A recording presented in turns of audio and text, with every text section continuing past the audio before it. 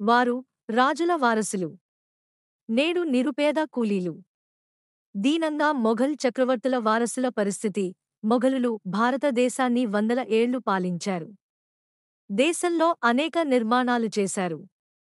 అయితే మన దేశంలో అప్పటికే ఉన్న చారిత్రక నిర్మాణాలు, ఆలయాలను కూల్చివేశారు, ధ్వంసం చేశారు. సంపదను దోచుకుపోయారు. భారతీయులను బలవంతంగా ఇస్లాంలోకి మార్చారు. అనేక పన్నులు విధించి ఇబ్బందులు పెట్టారు. అయితే నాటి మొఘల్ చక్రవర్తుల వారసులు ఇప్పుడు దీనంగా జీవనం సాగిస్తున్నారు.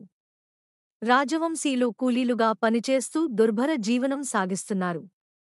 చివరి మొఘల్ చక్రవర్తి బహదూర్ షా జాఫర్ మునిమనవరాలు సుల్తానా బేగం కోల్కతా శివార్లలోని హౌరాలో 2 గదుల గుడిసెలో జీవిస్తోంది. ఒకప్పుడు విలాసవంతమైన జీవితం గడిచిన వీరి వంశం ఇప్పుడు కూడుకు గతిలేని స్థితిలో ఉంది.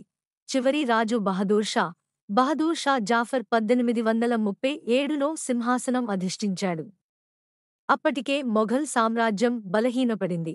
1857 తిరుగుబాటు తర్వాత ఆయన రంగూన్కు పంపబడి 1862లో అక్కడే మరణించాడు. సుల్తానా భర్త మీర్జా బేదార్ బుఖ్త్ 1980లో మరణించాక ఆమె జీవితం కష్టాల్లో పడింది. నెలకు 6,000 రూపాయల పింఛనుతో 6 పిల్లలను పోషిస్తోంది. ప్రభుత్వ సాయం లేక ఆమె ఆర్థిక ఇబ్బందులు తీవ్రంగా ఉన్నాయి. ఆమె కుమార్తెలు కూడా సహాయం చేయలేని పరిస్థితిలో ఉన్నారు. సుల్తానా టీ స్టాల్, టైలరింగ్ దుకాణం పెట్టేందుకు ప్రయత్నించినా విజయం సాధించలేదు.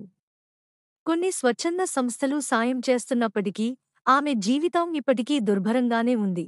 తన రాజవంశ పారంపర్యం గురించి ఆమెకు సంతోషం లేదు. కేవలం ఆహారం, ఆశ్రయం ఉంటే చాలని ఆలోచిస్తోంది. యోగి కీలక వ్యాఖ్యలు. ఉత్తరప్రదేశ్ సీఎం యోగి ఆదిత్యనాథ్ ఇటీవల మొఘలుల వారసుల గురించి మాట్లాడారు. మొఘలుల అరాచకాల వల్ల వారి వారసులు శిక్ష అనుభవిస్తున్నారని, కోల్కతాలో రిక్షా తొక్కుతున్నారని వ్యాఖ్యానించారు. ఇది నిజమని సుల్తానా జీవితం నిరూపిస్తోంది. ఒకప్పుడు అధికారంలో ఉన్న వీరి వారసులు ఇప్పుడు జీవనోపాధి కోసం పోరాడుతున్నారు. సుల్తానా కథ గత వైభవానికి, ప్రస్తుత దీనస్థితికి నిదర్శనం.